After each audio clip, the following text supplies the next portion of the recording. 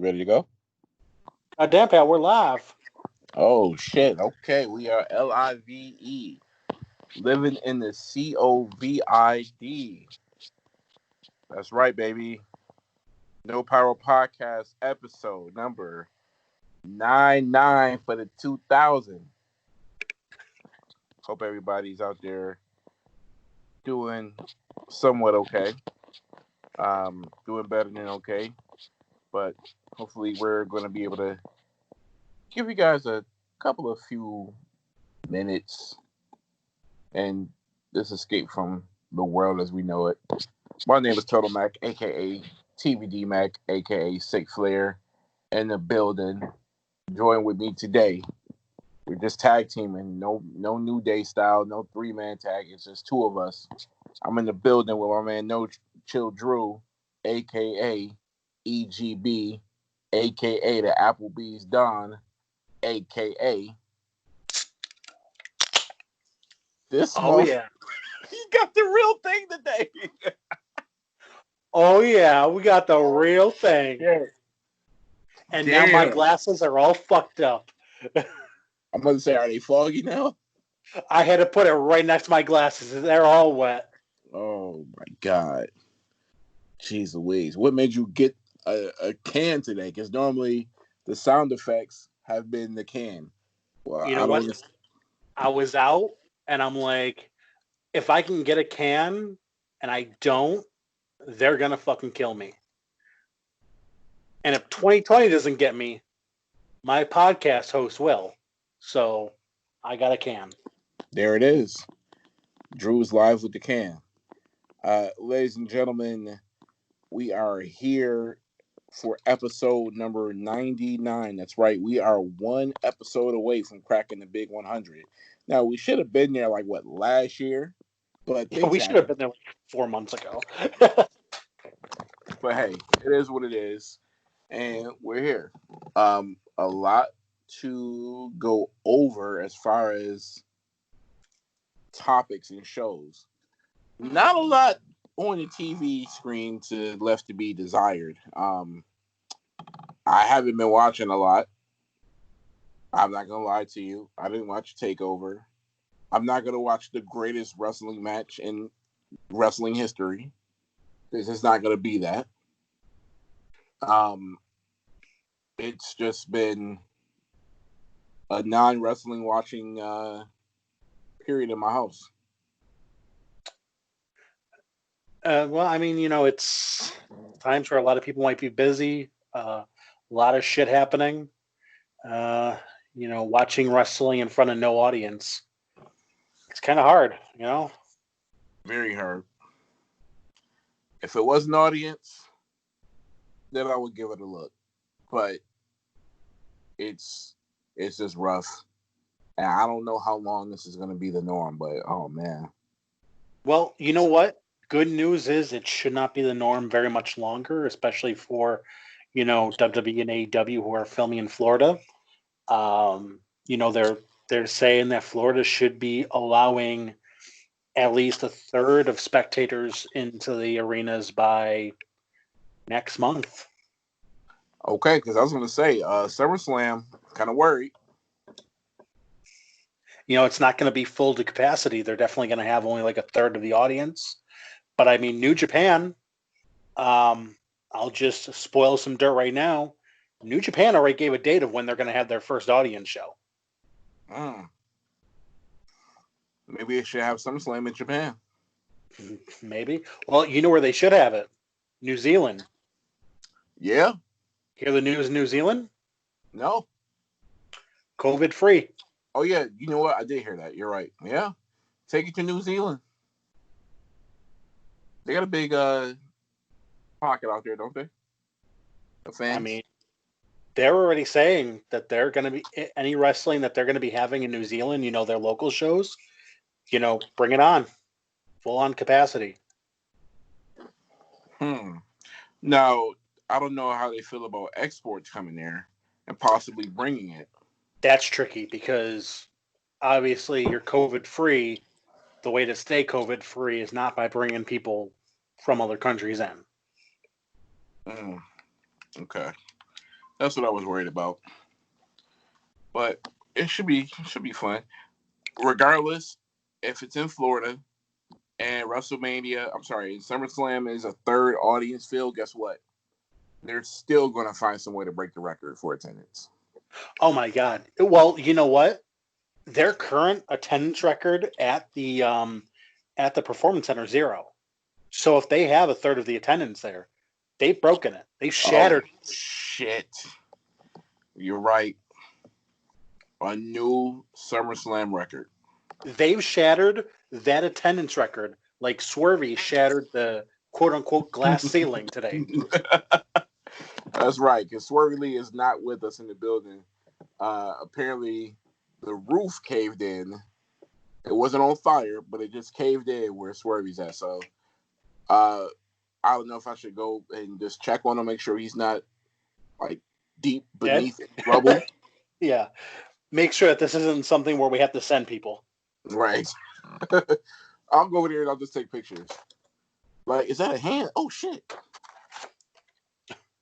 Send some fucking canaries in. Right. But we are going to be talking AEW. We're going to be talking NXT. We're going to be talking WWE. We're going to be talking Dirt. So, why not waste another moment, Drewski? You ready to get this thing popping? I fucking am. Where do you want to start? You know what? Let's start. Do you have NXT up? I do. All right. Well, let's start there because that was a specialty show. We hadn't seen a NXT pay-per-view in some time. So you mentioned sometime and, flashbacks and things like that. NXT TakeOver was NXT TakeOver in your house. Whoa. Not only that, they brought out the actual house backdrop for the entrance. That was pretty cool. They also brought back Todd Gangsta's Paradise Pengale, the OG. Where the fuck did they find him at? Fuck if I know, but time has not been kind to that man. Not at all. He looks like fucking shit. Yeah, I didn't see him, but I imagine with how you're describing him, I don't want to put that on my priority list to find out what he looks like. It's probably for the best. Yeah. But it is TakeOver in your house. And the matches that went down, first match that we had up, was a 6-woman tag match. Mia Yim, Shotzi Blackheart, and Tegan Knox defeating the heel team of Candice LeRae, Dakota Kai, and Raquel Gonzalez. It was okay for what it was. It was a 6-person tag match. We know what we're going to get.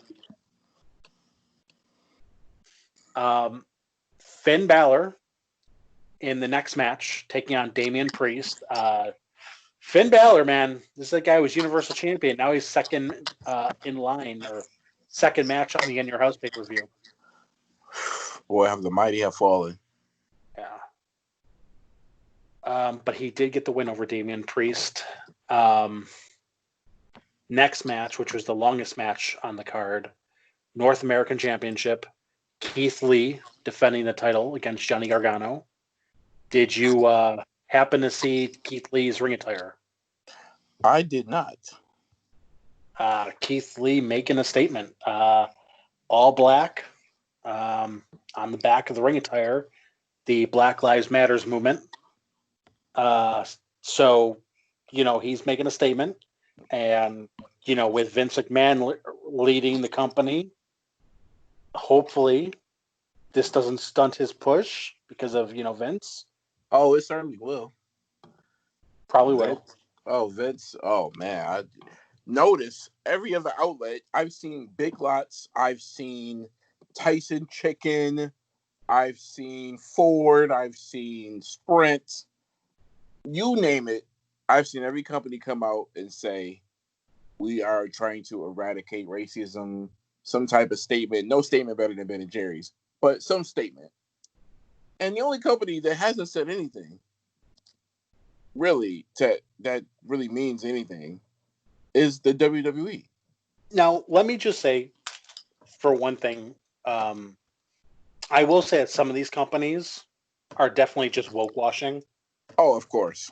They're definitely companies that have absolutely no intention of doing anything or giving a shit, Yep. but they want you to buy their product. Family Guy was one Right. that was like, hey, we don't stand for racism and all that. And I'm like, really? Because I can hop on YouTube right now and find about 7 videos of racist joke compilations from your show. Compilation. So if Yeah, he's having compilation 7, that's a lot. with different jokes. It's not just the same video posted by 7 different people. So I mean, come on, motherfucker, you made the Cleveland show. Let's not play. Right. Exactly. Come on, Seth. I mean, at that point, you might as well not say anything at all. But I can see Vince McMahon backstage looking at that costume, looking down at his future plans, looking back up, looking at Triple H and going, Hunter, is Keith Lee black? Yeah, Vince, he is. And with a tear rolling down his eye, Vince just rips up his future plans of Keith Lee as world champion. Yep. Because we can't have that shit. Nope, not at all. Only time we can have it is when we can set up our own little meet and greet or our own little photo op with the man who had an altercation with Vince at the stage.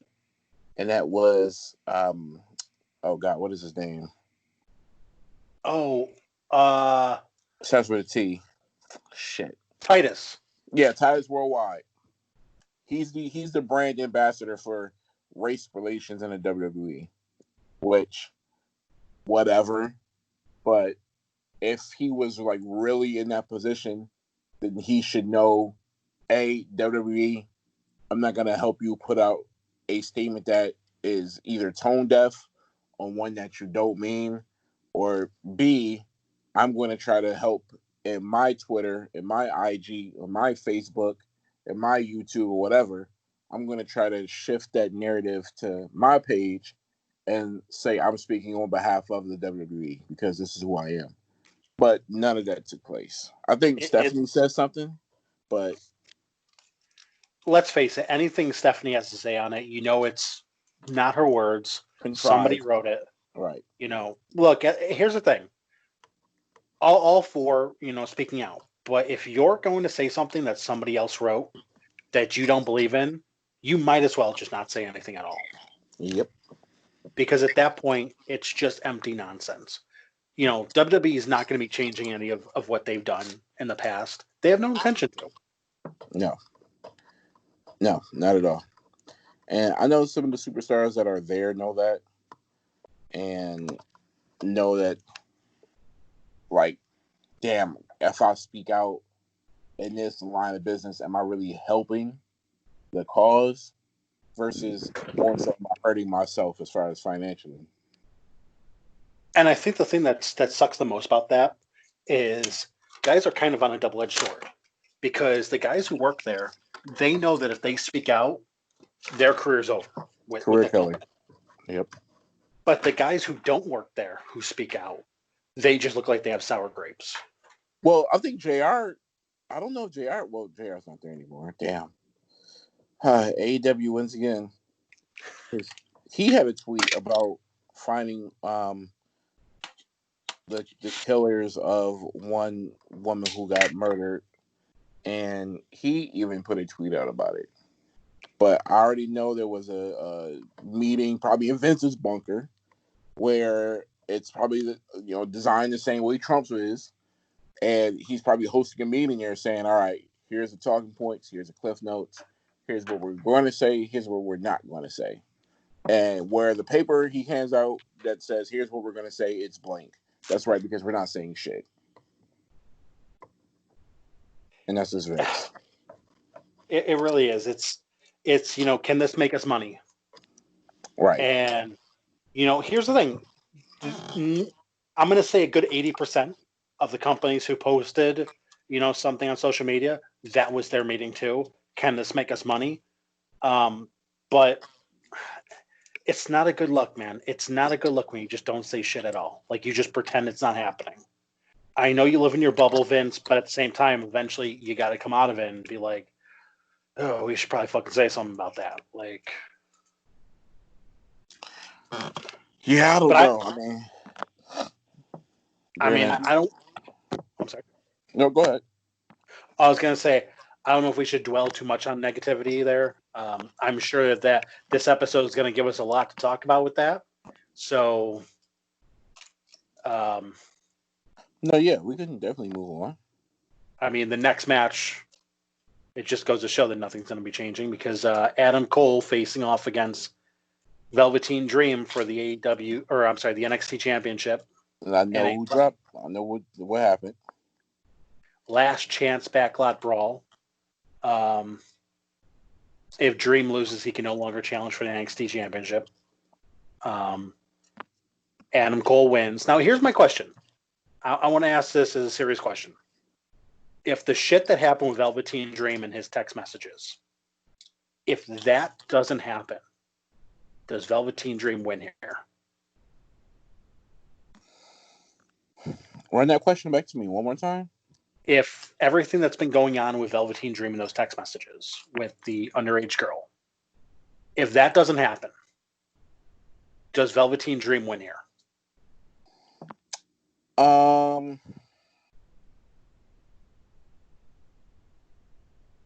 I think so. I feel like this match is set up for either him to win or him to get called up. That's what I was thinking too. With everything that's happening with the underage girl, I don't know if he gets called up because, man, that's some heat. At the same time, I think that they were afraid to put the belt on him because, of course, if something happens where he has to go to trial, they don't want the head of that brand there to be in that right. spotlight. Right. You don't want to strip him either. You want to have him save face. So it's a hard spot. I know that TakeOver or the NXT shows have been pre-taped. So, he was probably put in this position to be challenging for the belt before any of that stuff happened. So it's kind of like, we kind of have to go through with it. Yeah, we'll see in the upcoming months what's going to happen with that whole situation. I mean, I imagine, speaking about SummerSlam, if they merge NXT and WWE, and you can kind of see what's next, blossoming for Adam Cole as far as a opponent goes. If this was, in fact, to get the belt off of Velveteen and move him up, then I think that's where you see that match at. Yeah. But if not, good luck. The next match we had was Karrion Kross with Scarlett defeating Tommaso Ciampa by technical submission. Pretty quick match. I wasn't a huge fan of them kind of squashing Ciampa here. I know they're trying to build up Kross as this monster. I just don't think that Ciampa was probably the guy to do that with, but it definitely got his name in there. Yeah. Ciampa was out for how long? Like a year? He was out for a year. He was almost retired with that neck injury. It's good that he's back in the ring, doing what he loves. Yeah. Hopefully, because he's an older statesman, that that year didn't hurt him more than it would have helped him. I think if anything, it probably helped him more because with him being, he's not that old, but him being in his 30s, he could definitely use the year off, Yeah. Last match, main event, triple threat match for the NXT Women's Championship. Charlotte Flair defending against Rhea Ripley and Io Shirai. And Io Shirai upsets the two and wins the Women's Championship. Wow. Okay. Didn't see this coming. So it looks to be, based on what happened on Raw, the Charlotte Flair era is over in NXT. No, I could have swore I saw that there were on Twitter that there were going to be some plans for Charlotte to still remain on NXT. Well, I mean, as far as that goes, it's looking like she's going to be on Raw, especially with Becky being gone. They need that star power on Raw. Yeah, you're right. You're right. I didn't even think about that. Yeah. All in all, though, good show. Decent show. It was a takeover, so you got a lot of action. You got a lot of spots. Was Morrow calling it? I'm sorry, what was that? Morrow, he was calling it? Yeah, he was a commentator. Ooh. You know who's not commentating, though? Nigel McGuinness. He was the commentator for NXT. He's been furloughed. Really? Yeah.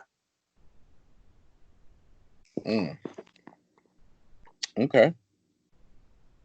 Well, I mean, I saw something that said 90% of live venues are going to be closed in the country because of COVID-19.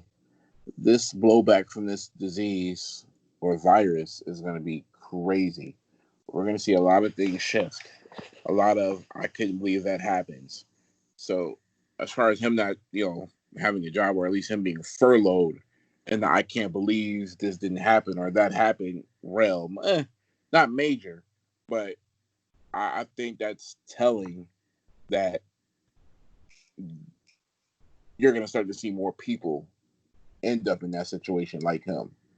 It just depends on, where it comes from. Wrestlers, because normally after Mania, we see guys get trounced. A lot of commentator guys. I know Samoa Joe is permanent on Raw now. I heard that. Yeah, I mean, he was doing some commentating. I think he's still injured, too. I'm not sure if he's still injured or not. He may be. I don't know. But I know it was, he's replacing King, I think it is, for good. Yes, that I heard. Okay. All right.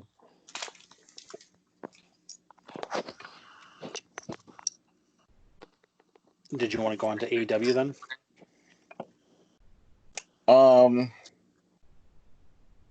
Before we go to AEW, who's next to challenge for Adam Cole's belt? Let me check to see.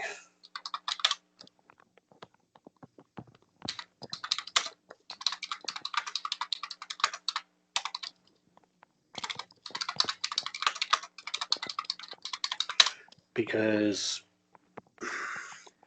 I think that so it looks like Killian Dane is the number one contender.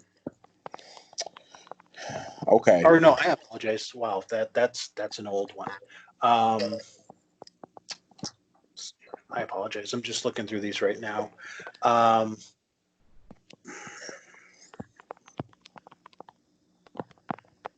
It doesn't really say too much about who the top challenger is. If I had to guess, I would say probably that Killian Cross, just because he beat Ciampa. Okay. I just wonder, are we going to be...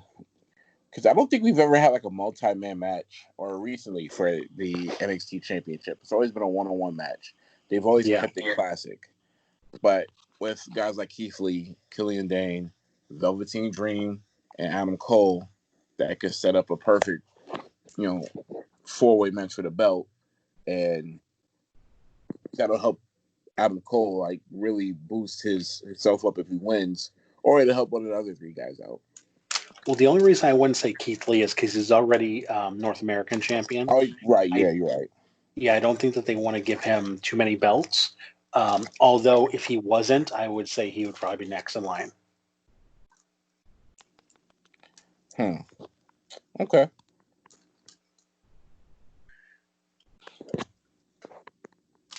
Where did you want to go next? Yeah, we can do AEW.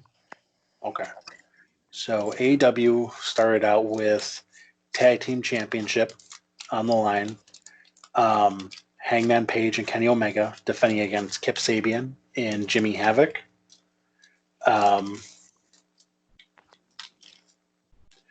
So this match was actually a pretty solid match. Of course, because it was the opening match on AEW. Champions retain. Now, one thing I did want to bring out was the previous week's episode, they debuted a new tag team. Did you happen to see who that was? No, I did not. FTR, formerly known as The Revival. All right. WCW back at it again. Oh, I knew you were going to say that. Good old Eric Bischoff. You got to be controlling something back there. Next match that we had up, Brian Cage took a detour to Denny's. Got himself some ham and eggs. Oh, man. Utterly whooped the shit out of a guy by the name of Sean Dean. Obviously they're just making him look like a monster for his upcoming match with Jon Moxley for the title. Next match we had was Colt Cabana taking on Chris Jericho.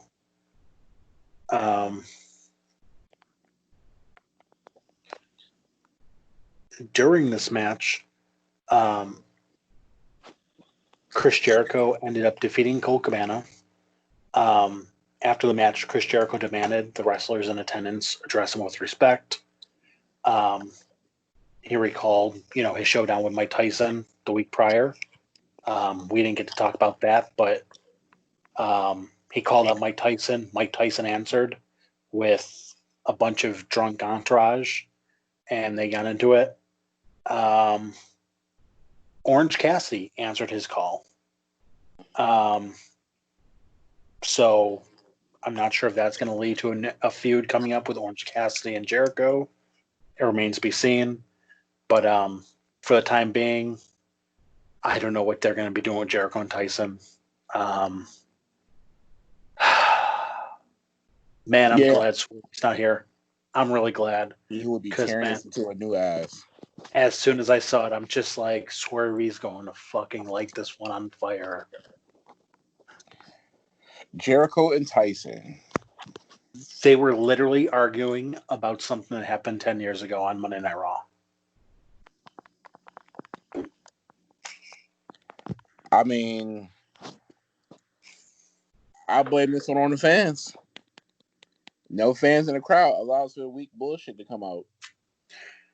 Did you see, by the way, that WWE copied AEW and having NXT wrestlers in the crowd?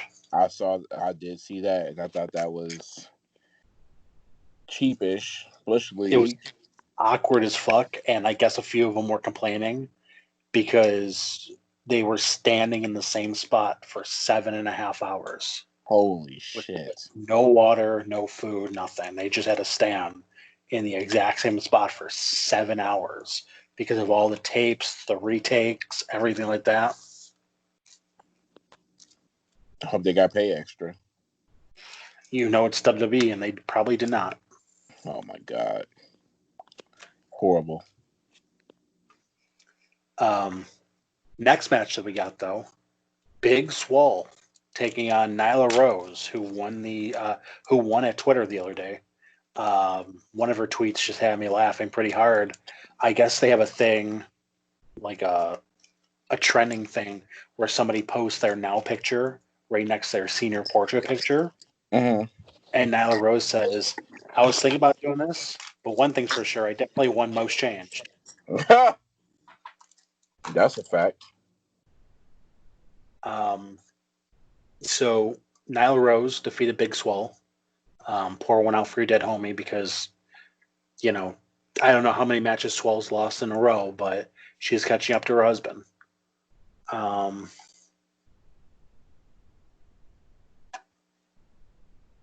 The next thing that we had was it? No, I was just saying the name Big Swole. And for those that don't know, Big Swole is married to Cedric Alexander in WWE, who I don't know if he's had a match in 2020 or not. I think he has. I don't know what he's doing now. You know who is not? With Ricochet. Oh, you're right. Yeah. You're right. You know who has not had a match in 2020 though, and Who's has made that? it very clear that they're getting frustrated. Who's that? Mustafa Ali. Oh shit! Because somebody on Twitter is like, "Bro, you got the easiest job in the world. Collect a paycheck. You don't even have to work." And man, he picked this guy up. He was fucking furious. I would be furious too if I, going into 2020, was one of the hottest wrestlers in the business, and then all of a sudden my train just stopped, or was stopped. Gotta take those roids. No, you got to take those Charlottes. Oof. Get you a Charlotte, get you a Becky. I don't know who else is out there. I mean, if he had one of those girlies on his side, maybe he'd get a push. This is true. Well, what's her face? The one who was feuding with Lana, who was like her secret lover, Liv Morgan. She's single, I think. Hey, Mustafa. Go ahead and holla. Liv Ali.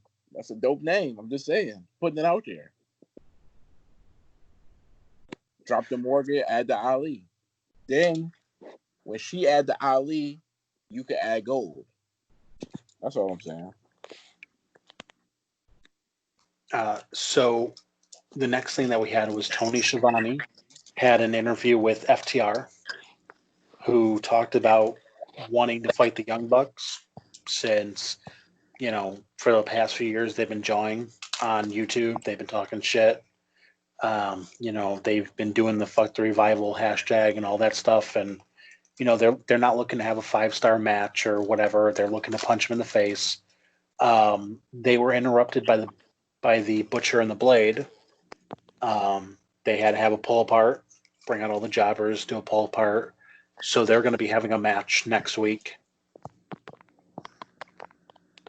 And the final match was Cody defending the Cracker Jack Championship. I'm sorry, the TNT Championship.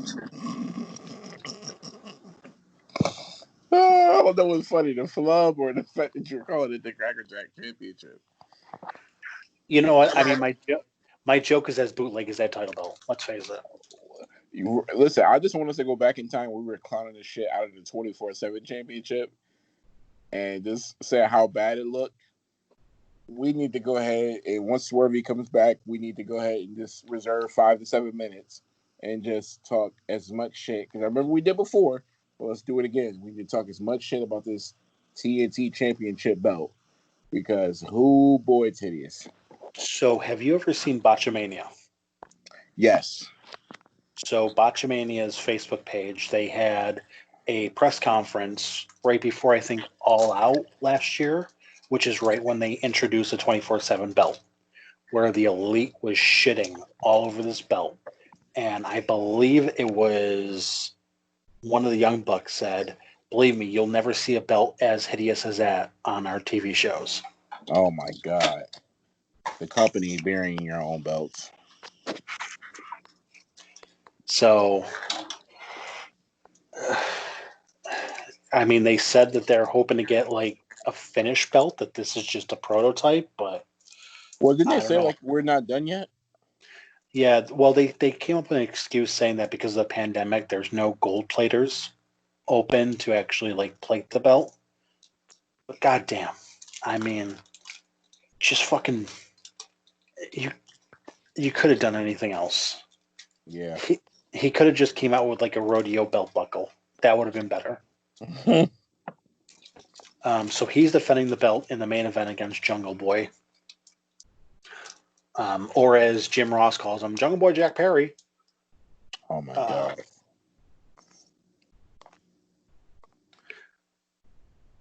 So this was, they made it seem like these two just went to fucking war. MJF actually came out, attacked Cody. Of course, Cody got color. So Cody comes out pyro. Cody gets bloody. Cody ends up coming back and defeating Jungle Boy. But once again, look, I'm just going to say it right now. I know that I always breathe heavy and sigh whenever you guys compare this to WCW, but I'm going to do it. I'm going to fucking do it. Oh my goodness. Breaking news. Drew has finally come to the right side. Go ahead, Drew. So, Jim Crockett Promotions went out of business because Dusty Rhodes was the promoter, and all he did was he booked himself as a star and pushed his friends. All I see is Cody pushing himself as the main star. I mean, all the pyro, anytime somebody has to bleed, it's Cody. It's just, man, stop booking yourself as the top fucking guy. Are you the top guy or is Moxley? Because Moxley wasn't even on this fucking episode. Like, what's going on, man? Like you don't need to be the fucking top guy. I understand that you're the mid-card champion now. That doesn't mean that this belt should be, having 5-star, Broadway matches. Be the mid-card champion in the mid-card. You don't need to be the fucking main event with your toy belt. Come on, man. Don't make the same mistakes your father made. I was going to say it weird, but I'm not even going to use that. He was in a historical spot because he could have changed the way that wrestling was booked. And he still could. It's not too late. But he just has to realize his faults. He could have gone out there and been the Triple H and not wrestle in every single match, on every single card, on every single show, of every single pay-per-view, and not giving himself a championship. He could have had the Young Bucks do the same thing. He could prevent guys from coming in and starting on every Wednesday after they sign them on Tuesday from the WWE. Put those guys in production roles. Have them learn the business. Have them learn that it's a different thing that we're doing over here. Instead, you're just throwing the feast and the famine in the ring, and you don't care that you have a younger guy who you could build up and put him on TV. No, you rather put your 42-year-old friend on TV, or you rather put your buddy who you owed a favor from 06 on TV once a spot opened up because he got released. Cody, you got to do better, bro.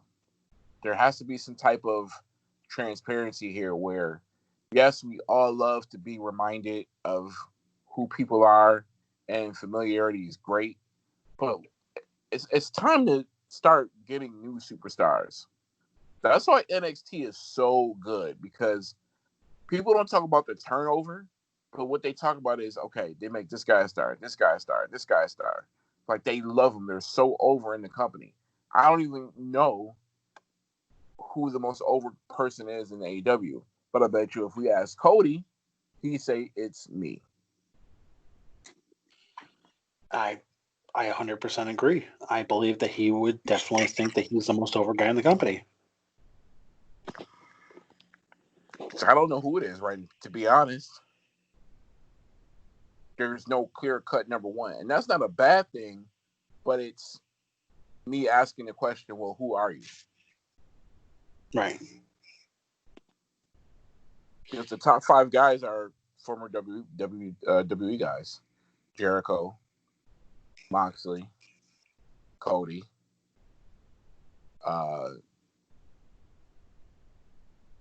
not all 5, but you got 3 right there. Yeah, no, it's definitely something where it's just I don't know. Like, I get what they're going for, and I respect it. I don't know. There's just something about it where I'm just put off with the fact that Cody's always at the forefront. Yeah. He controls the pyro, so he's got all the pyro. And once again, I don't want to make it seem like, oh, well, pyro is the most important. It's not. But what is important is that the guys who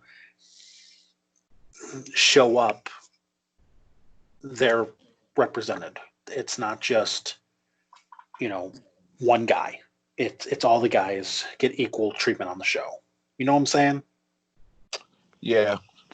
Well, I mean, that's what I said before. Like, this Corona thing is putting a lot of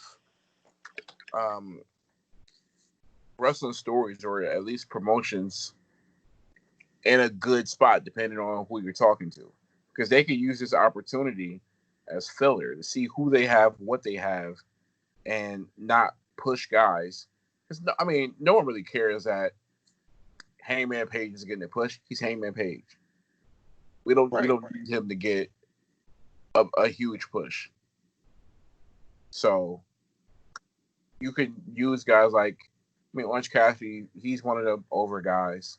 But you can get, lesser known people a shot. Build up your tag team division. Do something. No, I definitely agree. And, they should definitely have something where it's maybe like a cruiserweight belt or something like that. Like, have some divisions. Don't just sit there and say everyone's either mid-card guy or world champion.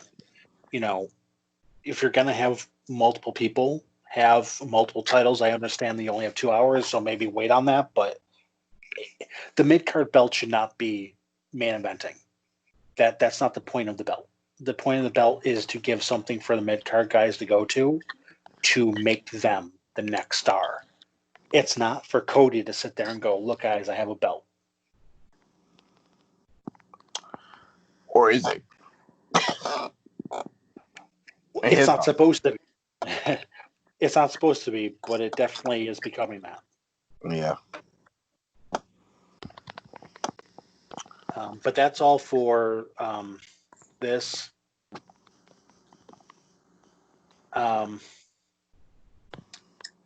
don't think that the blood was necessary.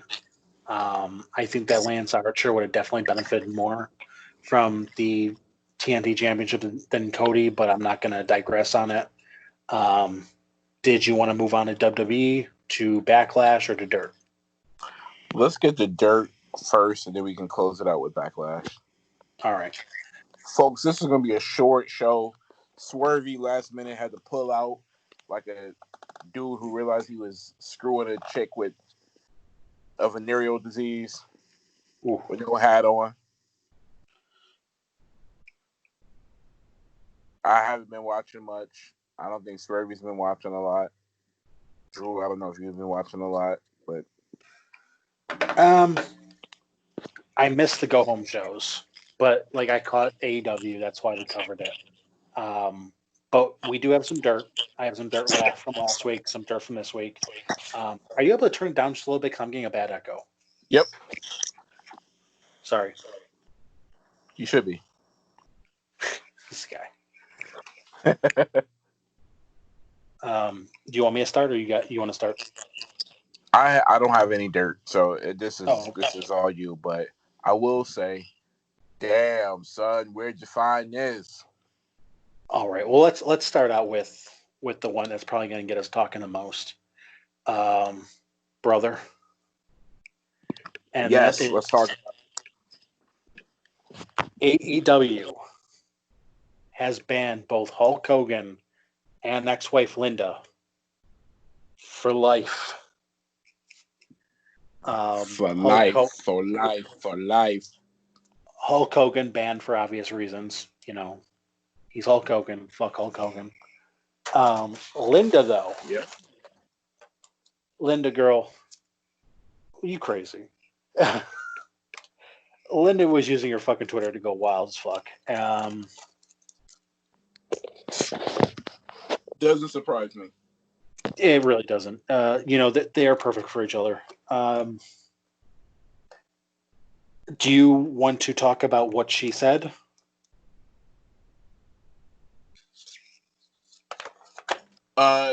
Yeah. I forgot what exactly she said, but I was like, wow. Basically, let me just paraphrase. I'm not going to say exactly what she said, because I don't want to lose that many brain cells. But basically, to an extent, she was saying that all the looters and rioters were exclusively black, which, by the way, is completely untrue because I posted a picture on my Facebook, my private Facebook, that I'm not sure if you saw, but I want to know more about the white guy who looted Legos. I want to know his life story. Because if you're going through a pandemic and a racial riot to fucking get Legos, yeah, I want to know more about you. But yeah, no, it was definitely not just, honestly, majority of the things that I was seeing, it seemed like it was, mainly white people coming from outside, starting shit, because once they just moved on, everything was peaceful. You had some, hit or miss here and there. Good job, Buffalo, giving us some news. Looting the 7-Eleven. Yo, let me get that big gulp. Good job, Buffalo Police, also getting us in the fucking news. Excuse you, Drew. My president said that this is a hoax. It's not real. This is a cooked up scheme. What happened to that man? Sorry. Well, I mean, he's in the WWE Hall of Fame. Are we going to believe everything he says? It's scripted. No, we're not. Bro, it's a work. They don't care what he says. Just let him read the sheet. Just let him read it. I'm starting to think Vince Russo was in the cabinet, by the way. Because this shit right here is the responses we were getting out of the 1600 is something that Vince Russo would write up. Look, I gotta say, I mean, is this guy not going out with a script at all? Like, can we get a proofread on this man? Can we get a proofread before he starts talking? That's all I want. It's just a proofread. Like, hey, what are you gonna say to the public? Try again. Before we turn the camera on, I want you to come up with something else to say. Okay. It's just, what are you saying? He's a buffoon to have. Well, I mean, let's face it, most presidents are, but usually they have somebody proofreading their shit. My favorite presidential moment, by the way, is George W. Bush after a press conference, unsure of how to actually exit the stage and fucking with the door, trying to pull a push door. That's my personal favorite presidential moment. That or his father throwing up on a diplomat of Japan. But yeah, no, is nobody fucking proofreading the shit? Like, I remember he was saying something about, like, how sad it was, and then just like, but I know that he'd be proud of, like, our COVID numbers or our numbers or something. I'm like, bro, what the fuck are you saying? Like, usually like Biden's the one who's saying the fucking dumb shit. But now, like, bro, do you get dementia too? Like, do we gotta worry? I don't know. Yeah, Trumpito is this guy. I don't know. He's something else. I will say that. He makes up shit. As soon as he feels a breeze in the wind, there's something new coming out of his mouth that it literally sounded like it came out of his ass. So, folks, here's what I want you to do in November. All right. There's a spot on the election forms for a write-in vote. Right? I want you to go to it. I want you to put it in the following letters: NO space CHILL space DREW. If we all do that, I will make this fucking party bumping. That's my promise.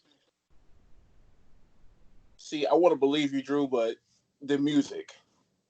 I don't know what type of party you're going to be having with a lot of Sledge. Well, Sledge is all right. What do I want to say? A lot of Smashing Pumpkins. Okay, first off, don't you dare disparage the good goddamn name of Smashing Pumpkins. Second off, if I let you pick the music for like the pre-show. Oh, the pre-show. Because I mean, you know, for the main show, we got to get the people there on crystal meth. Like, we just got to get the fucking train wrecks. Because that's how you... Go ahead. Because that's how you keep the country in line. It's just a train wreck after train wreck after train wreck. That's how MTV's been doing it. MTV's just kept us in line by having Teen Mom fucking marathons.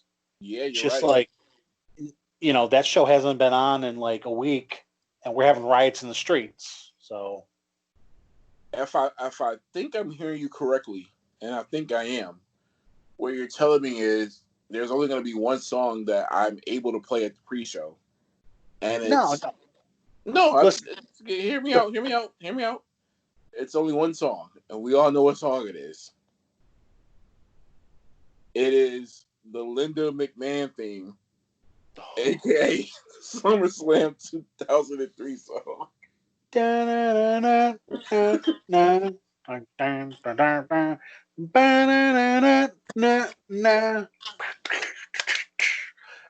here's the thing. You know, she's in the cabinet, or she was. She ran for Senate a few times, lost, which I don't know how the fuck you lose. You look at some of these goddamn senators, you're like, bro, how did you lose? Well, she's got more losses than Sami Zayn last year, you know? Oof.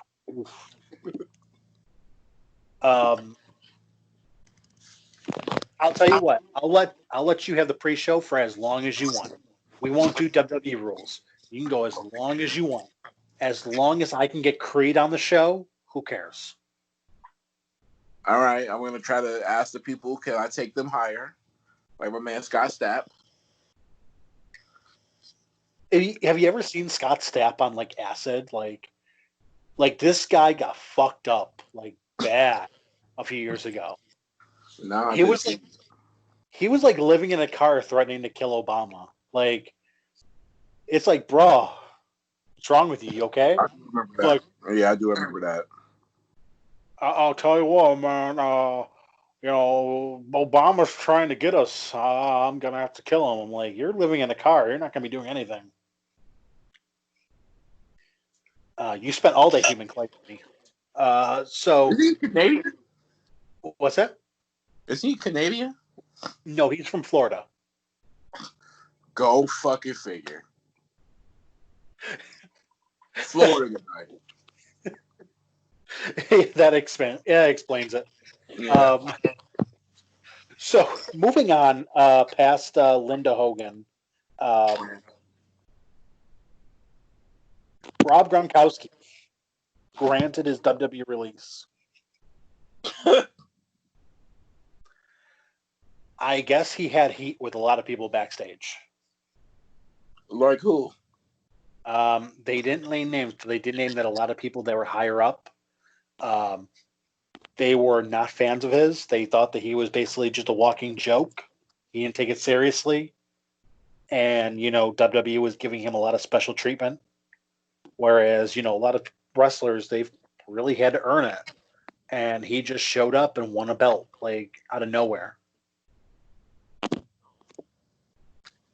That's what you call having high friends in high places, you know?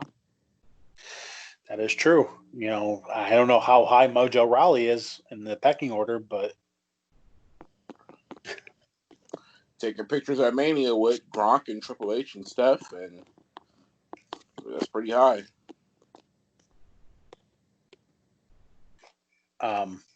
Next thing that we have, Kurt Angle. The reason he was originally released is he turned down a role to be Matt Riddle's manager when he got called up. Apparently they wanted him to manage Matt Riddle when he's like, I don't know about that. They're like, we got none for you then. Recently they have rehired him, but yeah, it's one of those things where it's like, yeah, if you're going to turn us down, we got to send you packing.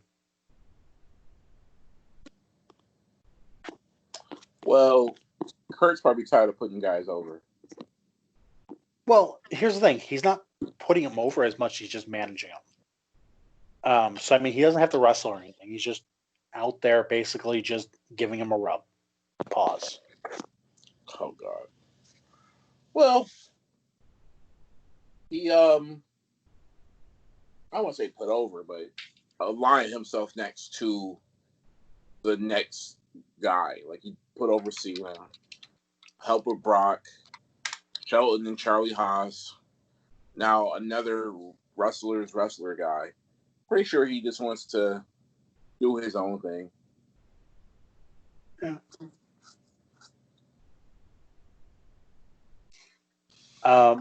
Next match that we have, or next match. Wow, right? The next piece of dirt that we have, Nia Jax back at it again, baby. I saw this. Oh, Kairi Sane got fucked up.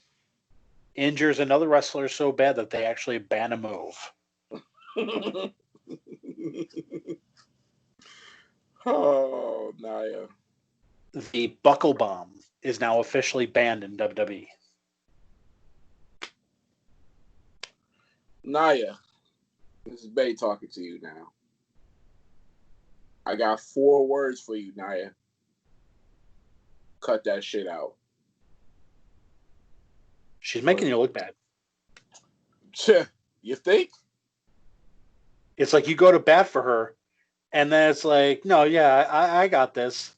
Oh, I just injured another wrestler. My bad. Did you see the gash on her head, on her forehead? Jesus. Yeah. I saw that shit. Like, somebody said she's been fired. I was like, really? If it was Asuka, maybe. But Kairi Sane, it's like, fuck her. Yeah. A WWE quote-unquote legend has said that he had interest with working with the Dark Order.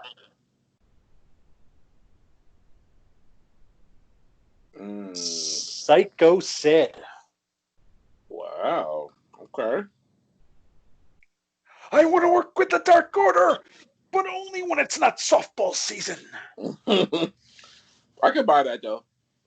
I want to see how he looks nowadays, though. Rough. He does not look great.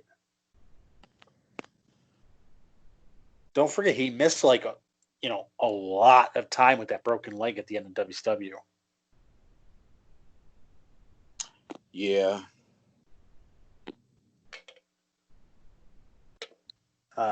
Tony Khan mentioned another thing besides banning, Hulk Hogan and his less than definitely not racist wife. He also mentioned that AEW prior to the coronavirus was planning on doing house shows. Well, I guess that's over. Yeah, they're probably not going to be doing house shows in the near future, but yeah, they had some plans in place.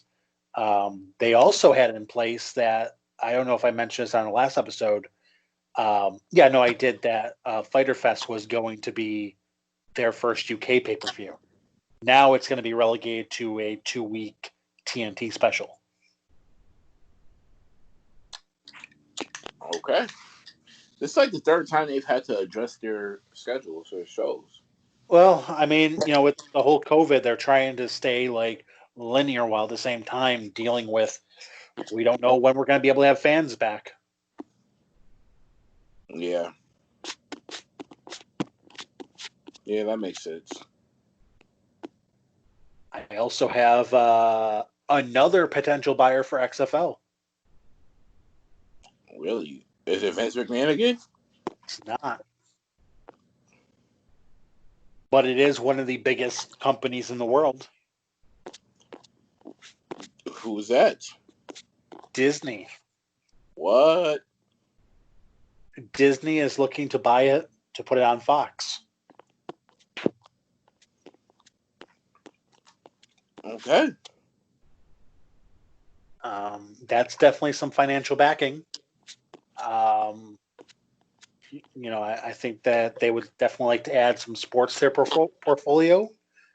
They previously owned an NHL team, the Anaheim Mighty Ducks, which they had sold, but you never know. They may look to bring in the XFL and maybe add that to their itinerary where they have like a show about an XFL player or a cartoon based around it. Who knows? But yeah, who knows? They might look to do something with that. I'll be interested to see because I'll be watching. Road Dogg was in an interview and had something interesting to say about Adam Cole. He said it was his definite opinion that if Adam Cole was a bigger guy, he would have had multiple WWE championships by now. I agree because Vince hates little guys. This begs the question, though. We mentioned who's next as number one contender. Here's a bigger thing. Adam Cole's contract with WWE expires in 2 months. He stick around? Conveniently right around SummerSlam, too. Yep. Now, his girlfriend wrestles in AEW.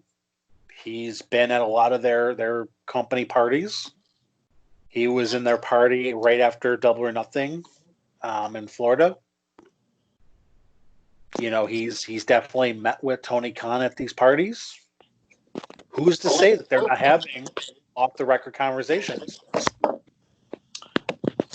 I hope there aren't because, again, I'm just going to say, hey, guys, it's WCW again. But here's the thing. It's not like Adam Cole was a big star in WWE. He was on their NXT brand. But I wouldn't say that counts because WWE doesn't count it as that. Yeah, true. Just a couple more pieces here. Like I said, New Japan has already given a date when they're going to be restarting their live shows. They are going to be starting now, mind you, during this entire coronavirus, New Japan has not been wrestling at all. They've been on a pause. They're restarting their programming this weekend, starting with the New Japan Cup, and then they're going to be starting the live shows with fans on July 11th. So that's in a month. Yep. Just over a month away, yeah. Well, there's a company that has it done right. Now, they have stated that they do have a prerequisite for this, and that is that the wrestlers that they're going to be using are only wrestlers who are in Japan right now. So they're not flying in foreign talents. So only like the Japanese guys and like the Bullet Club guys and like Zack Sabre Jr. because they're located in Japan. That's who they're going to be using. they don't want to fly people in because then you have the whole issue of they have to quarantine for 14 days. Okay. Well, it's different. What do you think about that? I mean, majority of the roster is Japanese already, so it's not going to be that big of a difference.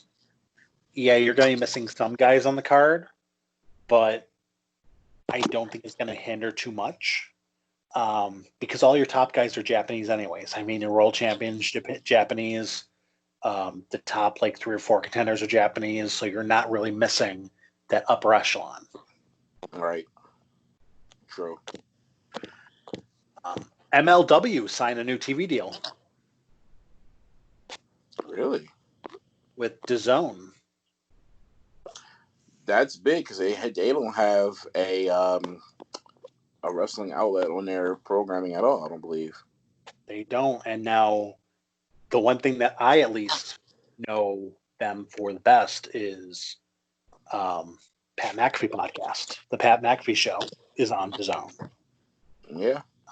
It is a subscription-based channel, so it's something where you subscribe to it and you pay monthly. So it's interesting to see that they went out and got MLW.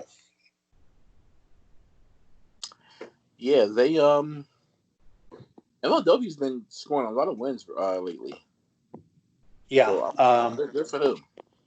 They did take a hit because of all the signings that they lost from AEW, but they have done a good job of bouncing back and basically using the talent that they have and really rebuild from there.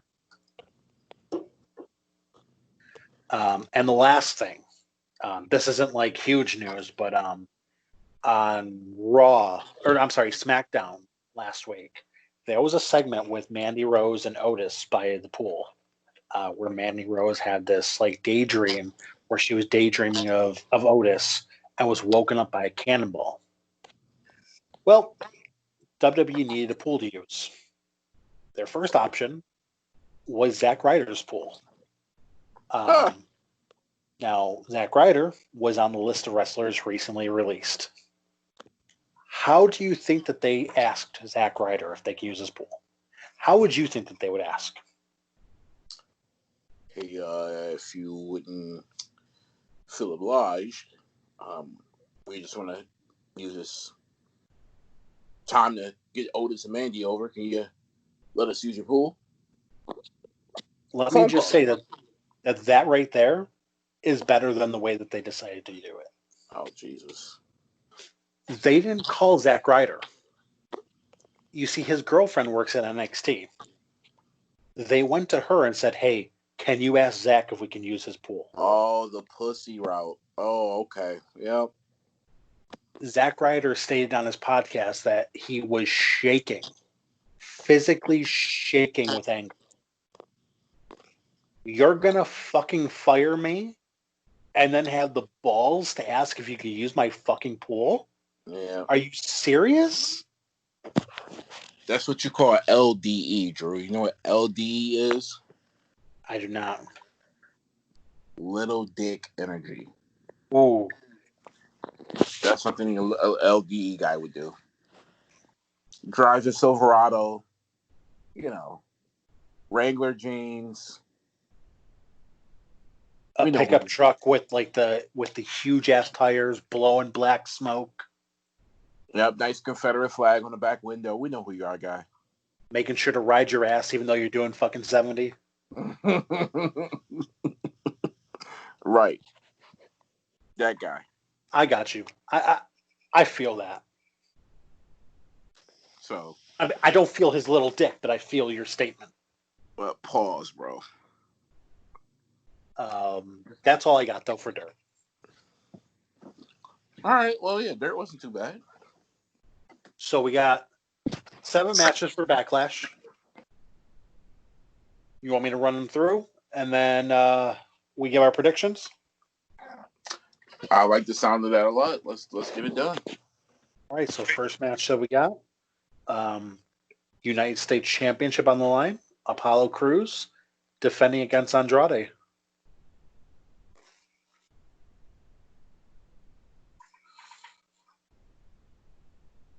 Who are you thinking? Oh, I'm sorry, I was muted. You don't give Andrade Apollo the belt and then take it right off of him. This is for a reason. I'm going Apollo to retain. You see, you say that, but I say this is WWE, and they like to subvert expectations. So I'm going Andrade. And why do you think that? I'm interested. Because they have never shown any faith at all in Apollo Crews, and Andrade's got that Charlotte bag.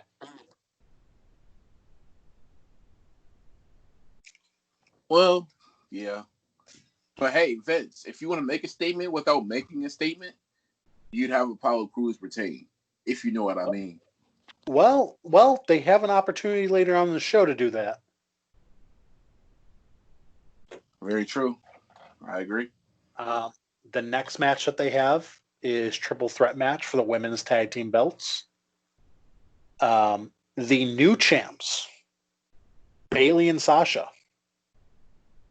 defending against the former champs, Alexa Bliss and Nikki Cross, and the Iconics.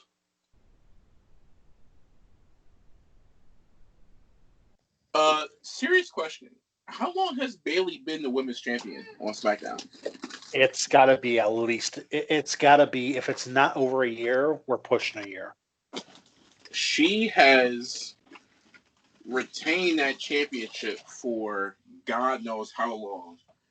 And but here's the question. Who on SmackDown should get it? Like, there's nobody on SmackDown that they have any faith in. Yeah, that's true. No, I don't know.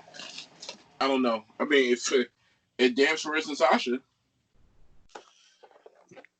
Yeah, I mean, unless they're going to turn them against each other, which, been there, done that. And that's why they'll retain. Because this is supposed to add to whatever storyline that they're building up with. And keeping the belts on them for another month can be the culmination to when they lose it. Because this has been the most active these belts have been in their existence. You build it where they lose. Sasha maybe blames Becky. I'm sorry, Bayley. Bayley blames Sasha. They fight. Now let's roll into SummerSlam. I will say they retain just purely for the fact that we've seen the other two teams with the belts and they did nothing. So there's no point giving either of these two teams the belts again because you're not going to get anything out of them. Yeah, I agree. Iconics have been gone for 6 months. They just come back. And it's like, why don't you just go away again? Because no one cares about you. They're teasing a breakup, though. They are teasing a breakup. There's a lot of women on Raw and SmackDown. Can we get a mid-card belt coming soon? Because if they're teasing a breakup, what the hell is the tag division looking like? Well, if they get a mid-card belt, it's going to end up just like the tag belts, which is, overlooked. Well, yeah, that's a given, but still. I mean, there's a lot of talented women on that roster that are just living in nothing land right now. And they can do better. I feel like the mid-card belt for the women is the SmackDown women's belt.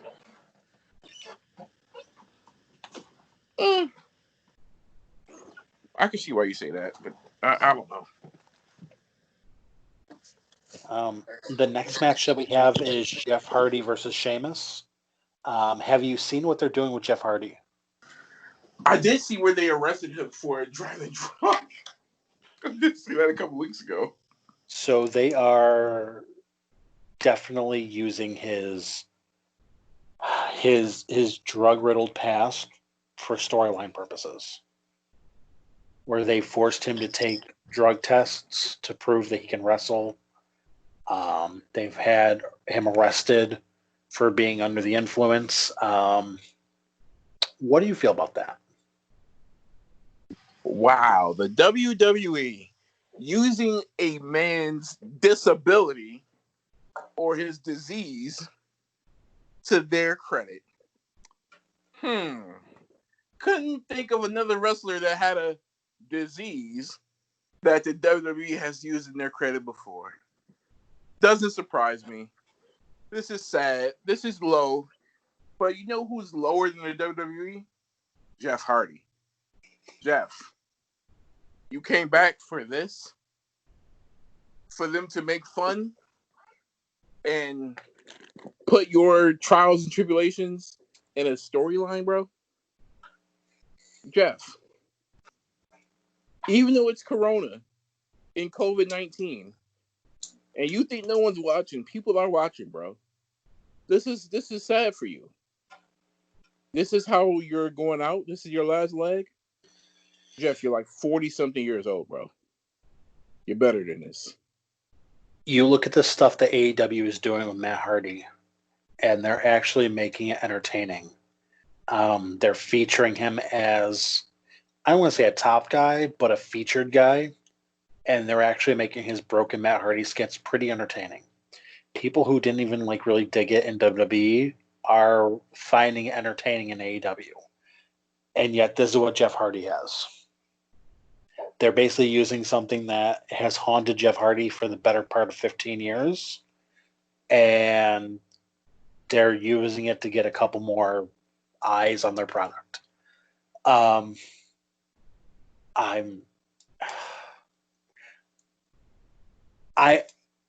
have something that I almost said that I can see WWE doing in the future. I'm not even going to say it, because if I say it, I will give it life in this world, and I don't want to give that idea life in this world. So I'm not even going to say it. You had the same idea that I just had in my head, and I said no, they won't do that. But no, they probably will. I feel like you and I, even though we're not saying it, we have the exact same idea. I was just trying to figure out who will they use for this. I don't know. But if you choose to go with what me and Drew are thinking, you are a sick son of a bitch, and you just need to not hold any type of profession in this country, in this world. Well, did you hear what their original idea with the APA was and what they wanted to focus on originally? No. They wanted to focus, when the APA was in their prime, they wanted to make the big focus being, we're the first interracial tag team. That made it big. And Ron Simmons was the guy who was like, that's the dumbest fucking thing I ever heard. Why would we make that the focus? We're just two friends who are tag team partners. Why do we have to make this a thing where it's a white guy and a black guy teaming up? Why does that have to be the focal point? Right. Stupidity. And you know what? I don't want to bring that idea into the world, because I know that Mustafa Ali in his past life was a police officer, and I know that they would make him the fucking heel of that. Yep. Yep. The country got fucking bombed, and they said, hey, we're all fresh out ideas, but I'm going to put you bastards on the unemployment line because I got one idea that's going to get our company over. And we all know the history. Don't even need to repeat shit.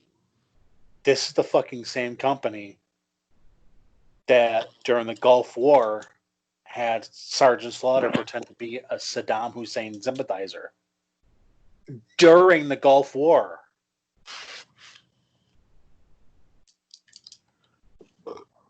I just can't wait for Vince to be in the back and have him in the back with Apollo Crews or Titus Worldwide or John Cena, and Vince will try to sound hip and he'll say Black Lives Matter and then keep moving.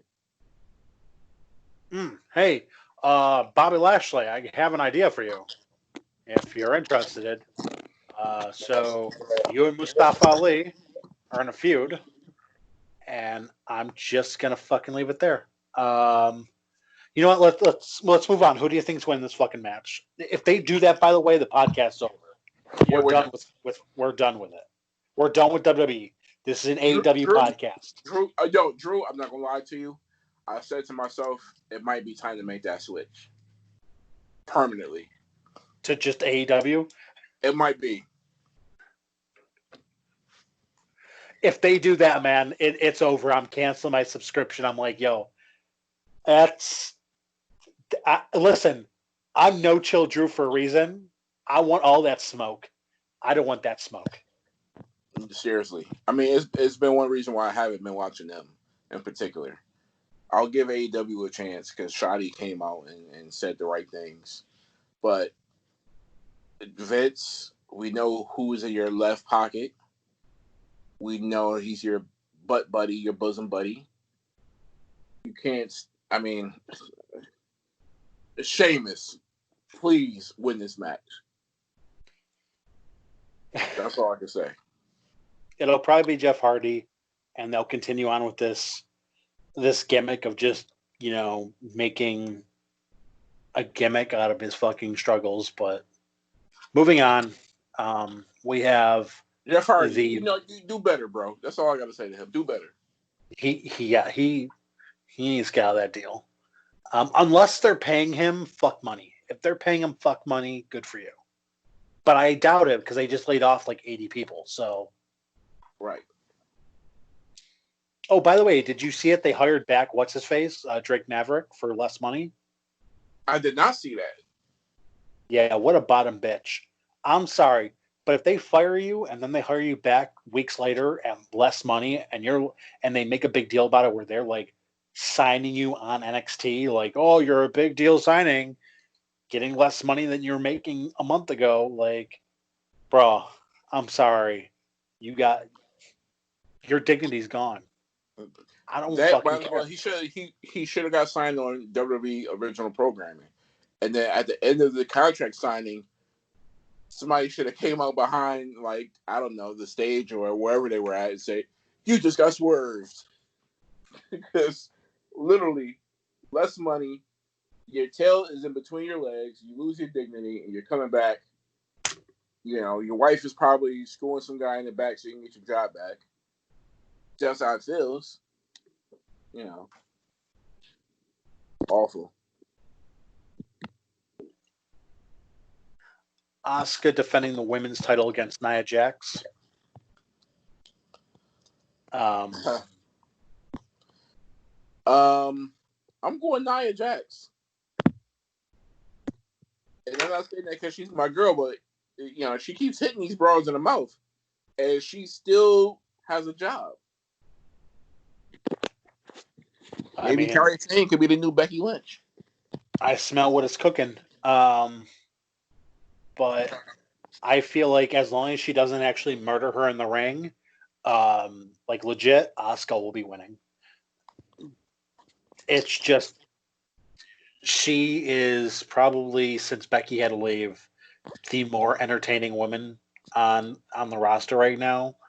They're not taking that belt off of her. Yeah.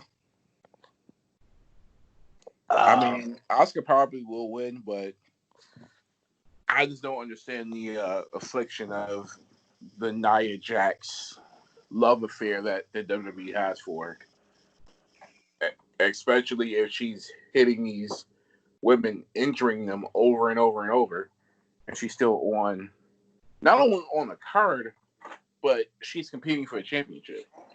I feel like it's a Dwayne Johnson effect. It is definitely the, you're the Rock's cousin. That has a lot of weight to it. I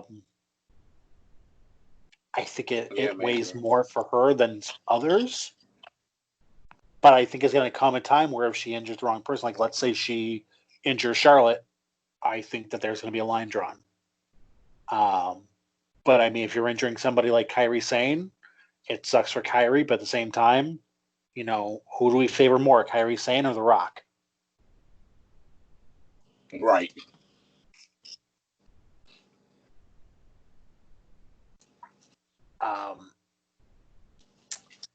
The next match is a 2-on-1 handicap match for the Universal title. Braun Strowman defending against Miz and John Morrison. And this is where we're at. This is where we're at. Right. God awful.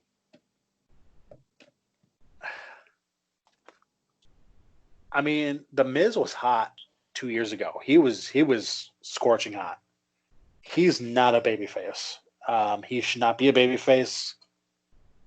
And the only good thing that would come out of this is if they won and The Miz was to go heel on Morrison for the belt.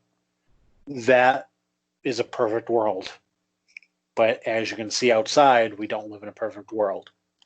Who do you think?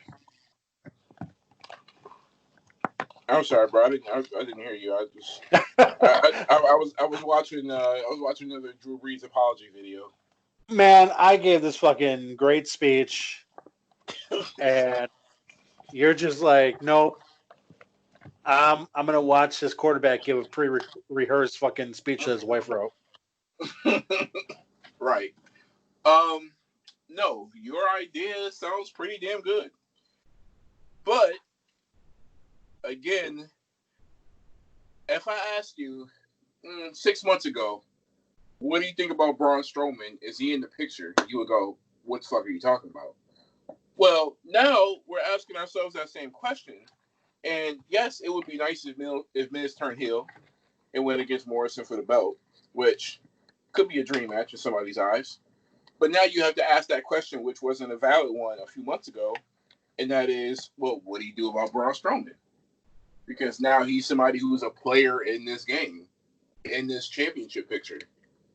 And if you don't have a good answer for me, then I don't think Miz or Morrison wins against him on Sunday. Well, here's the thing to remember, though. Braun Strowman's only in this position because Roman decided not to wrestle. So their plan for Braun could be whatever their plan for Braun was going to be before Roman backed out of Mania. Yeah, that's true. I don't know if they'll try to seize that opportunity, though, because in my estimation, they probably love Strowman more than they do The Miz. Strowman's definitely a company guy. He's definitely the guy who will say everything on social media the company wants him to. He's a larger Seth Rollins. He's the Make-A-Wish guy. Yeah, he's the guy that they send, wherever they want to go. Like, if they gotta, burn down a project or something, like, he's the guy to do it with the WWE flag. Oh, right, exactly. And he'll walk up to the scene with it sticking out of his ass. Oh, this is who he is. This fucking company. Next up, we got Drew McIntyre and Bobby. You know what? Before we go on, about 3 days ago, my girlfriend and I were watching WrestleMania 19. She asked me which WrestleMania I liked. We had seen 17 way too many fucking times. So I put on 19. And we got to the Triple H Booker T match. If that doesn't show where the company's mindset is and has always been, nothing will. The commentary. What's that? No, I was going to say one of the most over guys in the company at the time. And they built Booker T up as, this is a kid who, had trouble with the law, lived on the street, 7 kids, something like that. They made this whole redemption arc where it's like he came from this to get here. And the problem is they never paid it off because they had to get Triple H to win. And the entire time, Jerry Lawler's on commentary like, oh, Booker T's contract is in cigarettes. Or, some dumb shit like that. If that, that just kind of goes to show that this is not something like we talked about being shocked. Or not really shocked, but just like disappointed that WWE didn't even sell what was going on. But I mean, that's always been their mindset. I mean, Triple H pedigreed Booker T at WrestleMania 19 and laid there for a good 3 minutes before finally covering him. if that's not the fucking burial, I don't know what the fuck is. Like, I don't know what else is. Like, God damn it. Drew McIntyre defending against Bobby Lashley. We got for the WWE Championship. Who you got for this?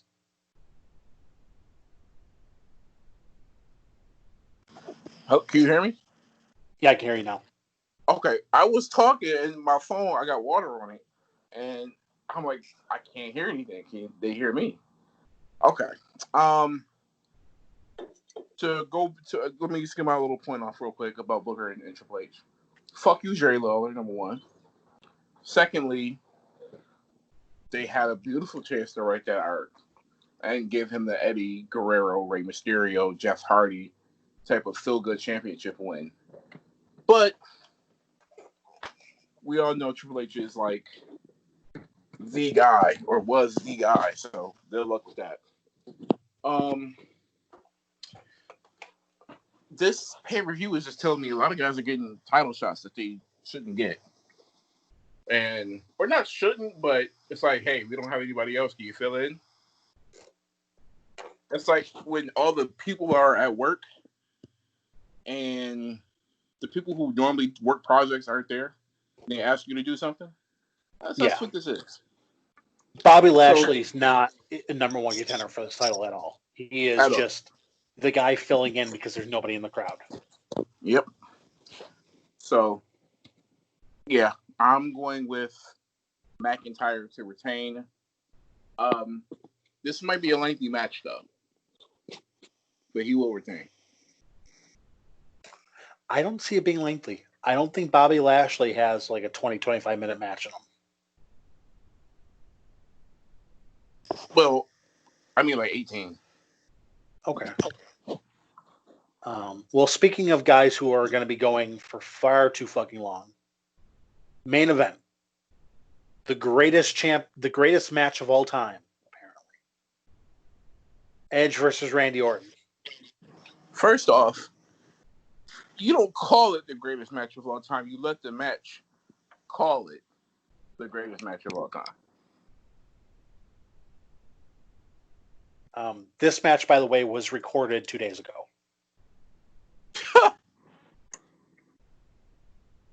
Will it be in a wrestling ring?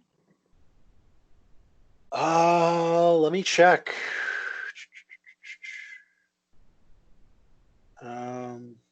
If it's anything like WrestleMania, Jesus Christ, we're in trouble. So, let's see. Just checking to see if there's anything like different about this match.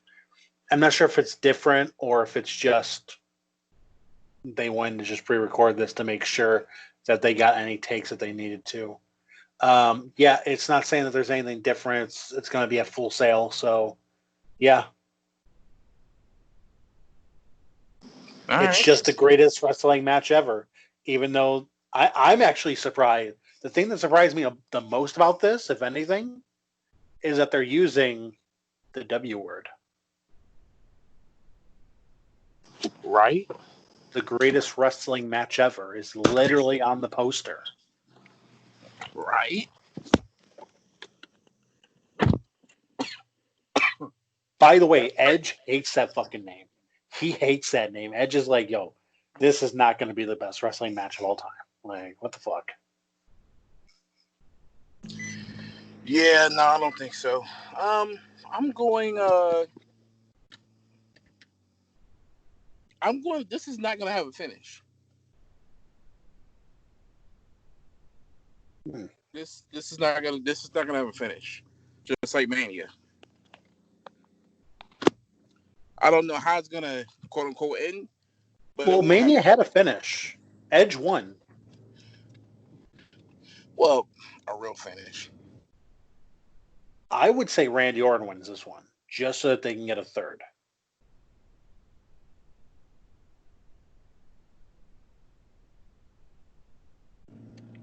But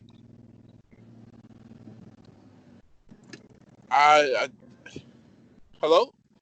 Yeah, I'm here. Oh, okay. Yeah, I don't know how this is gonna pan out, but I think they got one more match in them. So maybe Randall wins it. But Yeah. this isn't over. This is solely based on the contract that Ed signed. Well, he did sign a few match deals, so he it's not just like a one-time offer or anything. He has a couple matches on the contract. Oh damn! So I got in my car and I'm driving, and my car windshield just hit a bird. Oh, damn. I heard a doop, and it was a little baby bird. Damn. R.I.P. Pour one out for your dead homie. Right. Yeah, I don't know, but a finish, a real finish, I can't see it because they're calling it the greatest wrestling match ever. That's just my beef with it. Yeah. SummerSlam is when this will end. So Yeah, maybe Orton gets the one up. I feel like Orton's going to win just so that they can take it to SummerSlam and have a big blow off there.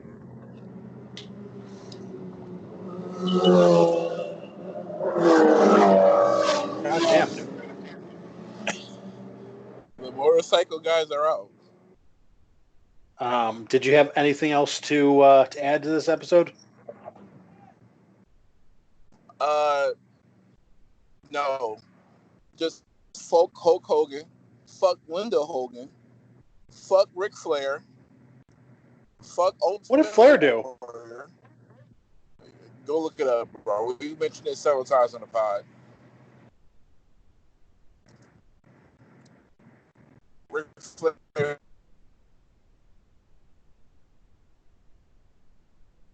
I'm sorry, I don't hear you at all. He's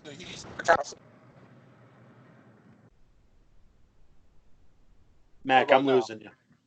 Okay, I can hear you now. I forgot who Michael Jordan called Scott Burrell. He said, "Come on, ho." That's how you got to talk to Ric Flair. He's a hoe.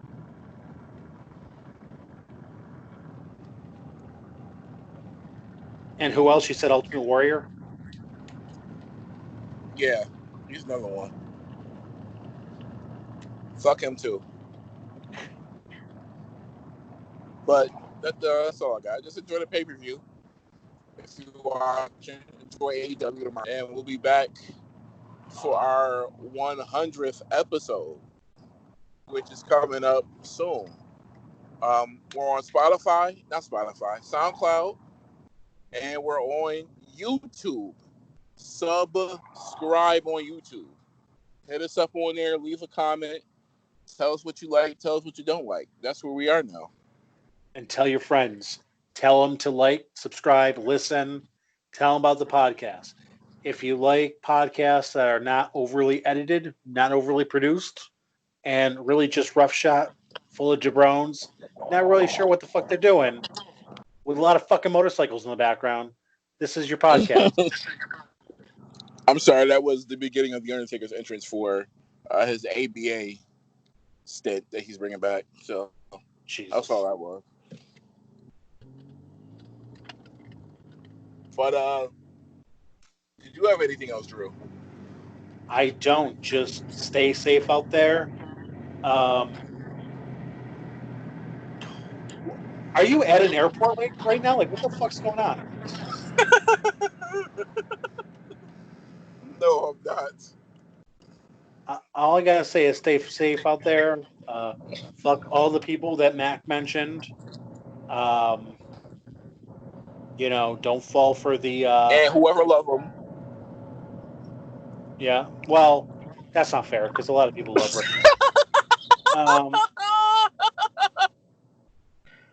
Nah, Drew, energy. Fuck whoever love him. If you know a company that was woke washing, fuck them. Fuck them. They're Blackout just trying to make Tuesday, a buck. we know who you are. Fake black squares, we know who you are. All the white girls who decided that they needed to put a fucking black square up there to make a change, you're not making a change. Don't copy paste your fucking status and think that you're making a change. Copy and paste doesn't mean shit. It's just you patting yourself on the back going, I'm a fucking ally. If you call yourself an ally, you're a piece of shit. Sorry, that's just me. Yep. Talk to the people. Get out, do something, put your money where your mouth is. Donate your money to a good cause. Do something. Make an impact, even if it's a small impact. Smallest impact is the best impact. I feel like I'm about to get cut off by whatever fucking jet plane you're driving right next to right now. I'm making a fucking statement here, and you're just like, oh, let me catch up this fucking 747 like it's goddamn Fast and Furious. Well, you know how you're at the award show, you're making a statement that is starting to resonate, and we're like, yeah, cut his mic. Look, whatever, impact, even if it's like, where you're finding a good cause and you only got like $5, $10 to donate, you don't need to make $1 million donation. $5, $10 goes a long way. Help out someone. Help out, a good cause. Do your research. Don't just copy paste because it's trendy. It's a fact. A little bit goes a long way, ladies and gentlemen. And with that being said, go ahead, Drew. I'm sorry. Did I miss anything? Did you miss anything? Is there anything else to add? No, I don't think so. Shout out to Swervy. Swervy, get that shit fixed, dog. Fuck Vinnie Mac. Yeah, definitely fuck him. Right in the ass. All right, send us home. All right, ladies and gentlemen, episode number 99 is in the books. My name is Total Mac, a.k.a. TBD Mac, a.k.a. Sick Flair. I ain't say my man's name, but shout out to Swervy Lee, a.k.a. 2-Sub Swerve, a.k.a. Swervy Atmos, a.k.a. Swervy T, a.k.a. Swollen Pow. Get that fucking a.k.a. ceiling fixed so you can come on next week for the 100th episode. But as always, loyal like an old hound dog, my man No Chill Drew, a.k.a. EGB, a.k.a. the Applebee's Don, a.k.a. Olive Garden's OG, a.k.a. And we out this bitch like a newborn. Y'all stay safe. Tomorrow gonna be hot, Buffalo. Get you some ice. Stay in the house. AC it. We'll see you later. Doses.